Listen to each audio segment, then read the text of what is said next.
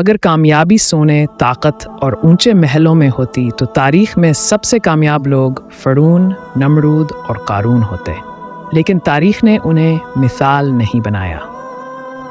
تاریخ نے انصاف کو مثال بنایا۔ یہ کہانی ہے اس دور کی جب حکمران محلوں میں نہیں عام لوگوں کے درمیان بیٹھا کرتا تھا، نہ اس کے دروازے بند تھے، نہ محافظوں کی دیوار، اور نہ ہی کسی سچ بولنے والے کو روکنے والا تھا۔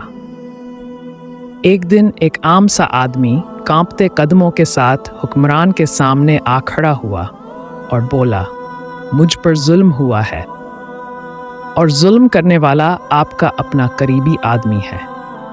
یہ سن کر مجمع ساکت ہو گیا۔ ہر آنکھ خوف سے بھر گئی۔ سب کو لگا اب یہ غریب آدمی یہاں سے زندہ نہیں جائے گا۔ لیکن یہاں کہانی نے نیا رخ لیا۔ حکمران کے چہرے پر غصہ نہیں آیا، اس نے تلوار نہیں نکالی، اس نے محافظوں کو آواز نہیں دی، اس نے صرف اتنا کہا، اگر میرے قریبی نے ظلم کیا ہے تو سب سے پہلے اسی کو جواب دینا ہوگا۔